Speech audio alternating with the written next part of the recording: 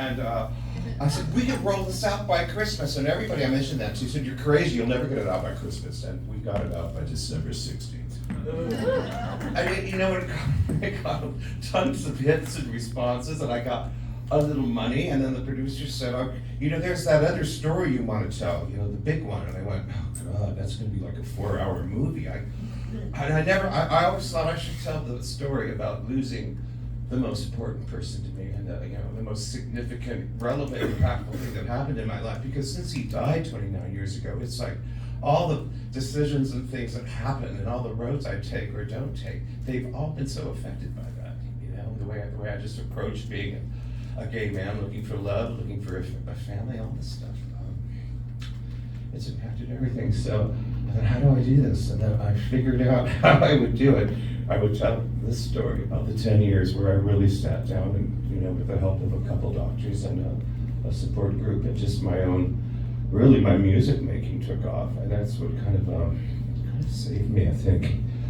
So I figured out how to tell the story. I went, okay, I'll take 4 to 6 months to write the script, and then we'll see how we're going to do this. And I think it took me like 10 days to have like a storyboard and a basic script. And then we were off and running, and you know, here we are. The film was done in December, and we released it internationally for the film festival circuit on January 23rd. And you know, it's been less than 2 years that it all came together. And I don't know, sometimes something about manifesting, or maybe COVID helped me go, what do you want to do with the duration? You know, I'm thinking a lot about the duration, the years left. And so this was a very big deal for me. I need to acknowledge, he's not here tonight, but he was here last night for the grand opening. I need to acknowledge my creative partner in this endeavor. He was with me for all 23 location shoots. He was a great person. I met him for the C3 Queens, the little short film, The Test Drive, and then we had a team going. And he is the director of photography and the editor. We spent 2 months just editing this, and his name is Tyler Aaron Parsons.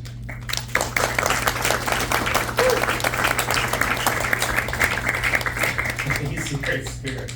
Also, the 2 executive producers, other than myself, cannot be here tonight. Their names are Scott Trethaway. He's been producing me for 15 years. And my twin sister, my beloved Carla Escrow.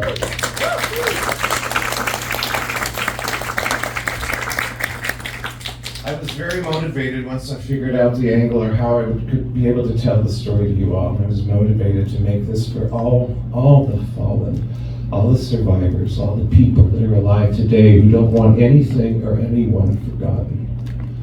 That became more and more important to me as COVID happened and everything unraveled. One of the things that happened is I was awarded a heritage grant from Fort Culture, formerly King County Arts Commission, to have a talk back after all 3 of these performances. Last night I was joined by Dr. Anna Wald and Health Counselor Mark Fleming and my fellow filmmaker. And tonight I'm inviting Tony Radovich to come up to the stage. And thank you, Tony, for being here. Could you grab the stool? Women and babies and people. Lots of relationships, and it happened so all at once. It was a terrible tidal wave, is how I look at it. The other reason was that I still have a relationship with his mother Joan. And I said, Joan, I'm not going to say the name out of respect for the family, and I know how hard it is for you. He was your best friend, and he was the only person who would travel with you, and I know how big of the loss was, you know, a mother losing her son. And she loves that, and she's continued to support the film. I don't know if she could ever watch it, but she's continued to be supportive, and it means a lot to me, and I think that those are the 2 reasons. And in the end titles, you might notice it says The Beloved, and his name was Lance Sparrow Butler. Premiered here in my hometown. I'm a native. I wanted to share this with another Seattle filmmaker.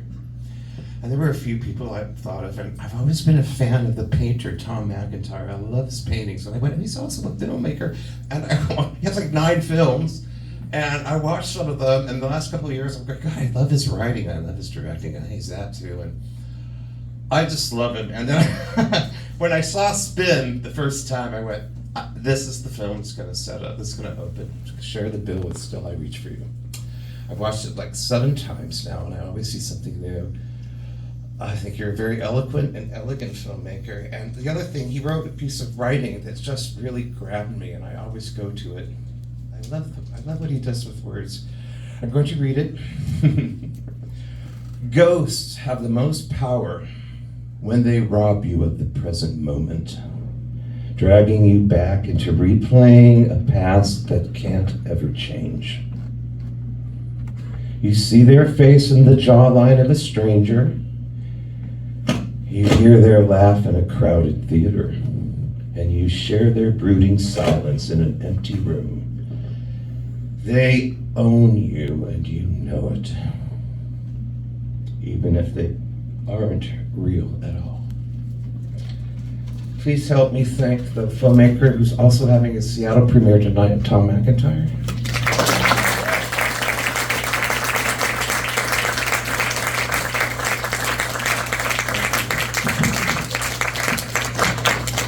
Hi everyone, thank you for coming out. Can you hear me okay? Yeah. Great.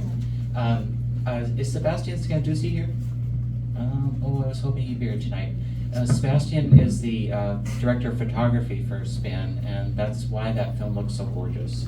We shot it in 4K, and I was just crazy for this particular camera, and Sebastian took the time to learn how to use it.